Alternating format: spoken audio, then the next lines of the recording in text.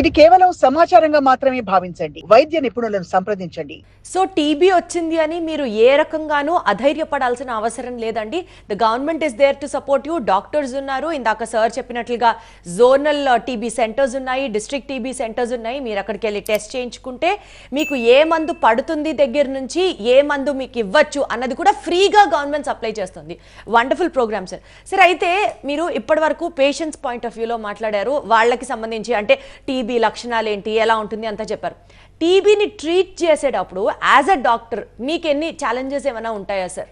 డెఫినెట్గా అమ్మా, ఈ టీబీ ట్రీట్మెంట్ అనేది అంత తేలికైన విషయం కాదు. అంటే ఒకేసారి మల్టీ డ్రగ్ థెరపీ అని ఇస్తారు. ఐసోనియాజిడ్, రిఫాంప్సిన్, పైరజనమైడ్, ఇథాంబుటాల్ అన్న మందులు ప్రైమరీ టీబీ డ్రగ్స్ కింద ఇస్తారు.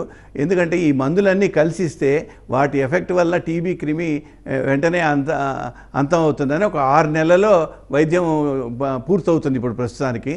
కానీ ఈ టీబీ ట్రీట్మెంట్లో కూడా అనేక సమస్యలు ఉన్నాయి. డాక్టర్స్ కూడా ఇట్స్ ఎ ఛాలెంజ్. ఎందుకంటే పిల్లల్లో వచ్చే టీబీ సాధారణంగా టీబీ వ్యాధిని కళ్ళె ద్వారా నిర్ధారిస్తారు. కళ్ళెలో ఆర్టీపీసీఆర్ పరీక్ష కానీ సిబినాట్ పరీక్ష కానీ చేస్తారు. కానీ పిల్లల్లో కళ్ళె తీయడం అనేది చాలా కష్టమైన విషయం. కానీ ఇండైరెక్ట్ సిమ్టమ్స్లో పీడియాట్రిక్ పేషెంట్స్ వస్తారు. వాళ్ళకి బరువు తగ్గిపోవడం కానీ, ఆకలి లేకపోవడం కానీ, స్కూల్లో సరిగ్గా ఫాలో అవడం లేకపోవడం కానీ, మెడ మీద కాయల రూపంలో కానీ అనేక ప్రజెంటేషన్స్ ఉంటాయి. సో అటువల్ల పిల్లలతో ట్రీట్మెంట్ చాలా కష్టమైన విషయమే. దానికి వాళ్ళకి సరైన మోతాదులో ఈ మందులు ఇవ్వాల్సి ఉంటుంది. అది వాళ్ళ బరువును బట్టి తగ్గించి ఇవ్వాల్సి ఉంటుంది. అది నిజంగా దాని గురించి అవగాహన ఉన్న వైద్యునికే బాగా అవగాహన అయ్యి వాళ్ళకి సరైన వైద్యం న్యాయం చేస్తారు. ఆ ఇచ్చే మందులకు కూడా కొన్ని కాంప్లికేషన్స్ రావచ్చు. ముఖ్యంగా ఇథాంబుటాల్ లాంటి మందులు కనుచూపు దెబ్బతినేటట్టుగా చేస్తాయి. సో చాలా డాక్టర్లు కూడా తరచుగా పరీక్ష చేస్తూ వారికి వైద్యం చేయాలి. రెండో సమస్య ఏంటంటే డ్రగ్ రెసిస్టెన్స్ అని. ఈ డ్రగ్ రెసిస్టెన్స్ అనేది మామూలుగా అసలు టీబీ వ్యాధికి ఇంతకుముందు ట్రీట్మెంట్ తీసుకొని వాళ్ళలో భారతదేశంలో ఒక 2 నుంచి 3% మందికి డ్రగ్ రెసిస్టెన్స్ ఉంటుంది. కానీ ఇంతకుముందు మందులు తీసుకున్న వాళ్ళలో 17% దాకా డ్రగ్ రెసిస్టెన్స్ ఉంటుంది. వీళ్ళకి సరైన పరీక్ష చేసి సిబినాట్ పరీక్ష ద్వారా లేదా ఆర్టీపీసీఆర్ పరీక్ష ద్వారా ఆ తర్వాత ఇతర పరీక్షలు ఉన్నాయి. ఇండివిజువల్గా ఏ మందులకి డ్రగ్ రెసిస్టెన్స్ ఉంది దాన్ని కల్చర్ ద్వారా డ్రగ్ సెన్సిటివిటీ పరీక్ష అది కూడా ఉచితంగానే జరుగుతుంది మన దేశంలో. ఆ డ్రగ్ సెన్సిటివిటీని నిర్ధారించి ట్రీట్మెంట్ చేయడం అనేది అది నిజంగా డాక్టర్కి ఛాలెంజే. ఇంకోటి ఎక్స్ట్రా పల్మనరీ ట్యూబర్క్లోసిస్ అంటారు.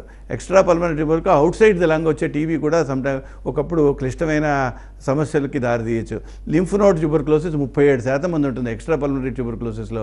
అది ఒకప్పుడు ఆ లింఫ్ నోడ్స్ 6 నెలల్లో హీల్ కాకుండా ఆ చీము అది లిబరేట్ చేస్తూ ఉంటాయి. అది ఒక బయటికి చాలా సమస్య రూపంలో ఉంటుంది. దానికి కొంచెం చాకచక్యంగా వైద్యం చేయాల్సిందే.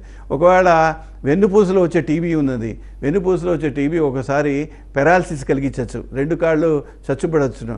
సో దానికి సంబంధించిన సర్జికల్ ట్రీట్మెంట్ కానీ మెడికల్ ట్రీట్మెంట్ కానీ చాకచక్యంతో ట్రీట్ చేయాల్సి ఉంటుంది. ఇంకోటి పసిపిల్లల్లో వచ్చే 9 నెలల వయసులో వచ్చే వీళ్ళకి టీబీ మెనింజైటిస్ కూడా ఇది ప్రాణాంతక వ్యాధి. అందులో ఏంటంటే సెరిబ్రోస్పైనల్ ఫ్లూయిడ్ బ్లాక్ అయ్యి ఒకసారి హైడ్రోకెఫలస్ అని తల వెడల్పుగా అయిపోయి ప్రాణాంతకంగా సంభవించవచ్చు. దానికి అనేకమైన సర్జికల్ ప్రొసీజర్స్ ఉన్నాయి. ఇట్లా ఇంకోటి ఏంటంటే సైకియాట్రీ ప్రాబ్లమ్స్ ఉన్న వాళ్ళకి టీబీ వ్యాధి, సైకియాట్రీ ప్రాబ్లము ఉన్న వాళ్ళకి ఒకసారి కొన్ని టీబీ మందుల వల్ల అది వ్యాధి అగ్రవేట్ అవ్వచ్చును. సో అది వాళ్ళకు కూడా. ఇంకోటి టీబీ వ్యాధి వల్ల వచ్చే మందుల వల్ల వచ్చే కాంప్లికేషన్లు రిఫాంప్సిన్, ఐసోనియాజిడ్, పైరజనమైడ్ అనే మందుల వల్ల పచ్చకామెర్లు కలుగుతుంది. సో ఒకసారి ఆ టీబీ వైద్యం చేసే డాక్టర్కి పేషెంట్కి పచ్చకామెర్లు వస్తే అది సరైన మోతాదులో ఇతర మందుల ద్వారా తగ్గించే ప్రక్రియ అది ఒకప్పుడు నిజంగా డాక్టర్కి కూడా ఛాలెంజే. యాక్చువల్గా సార్ టీబీ వచ్చింది అని అంటే జనాలకి ఎంత రిస్క్ అవుతుందో అన్నది పక్కన పెడితే ఈక్వల్గా డాక్టర్కి కూడా అంతే రిస్క్ ఉంది, అంతే ఛాలెంజ్ ఉంది టీబీని న్యాయం చేయడానికి అన్నది అర్థమైంది. అంటే దిస్ ఇస్ నాట్ మిమ్మల్ని భయపెట్టాలని కాదు, కానీ టీబీ వచ్చిన తర్వాత ఇమ్మీడియట్గా డాక్టర్ అడ్వైస్తోని పేషెంట్స్ సరైన టైంలో రియాక్ట్ అయ్యి మెడిసిన్ స్టార్ట్ చేయడం అన్నది చాలా ఇంపార్టెంట్. బాటమ్ లైన్ అంతేగా sir? Right. Thank you so much Ramakrishna గారు. ఈరోజు టీబీ గురించి అంటే అది ప్రాణాంతకం అని తెలుసు, కానీ డెఫినెట్లీ అలర్ట్ అవ్వాల్సిన సిచ్యువేషన్ అనేది మీతో మాట్లాడిన తర్వాత మాత్రమే అర్థమైంది. Thank you so much. Thanks అమ్మా. ఇది ఇవాల్టి సాక్షి లైఫ్. చూస్తూనే ఉండండి సాక్షి టీవీ.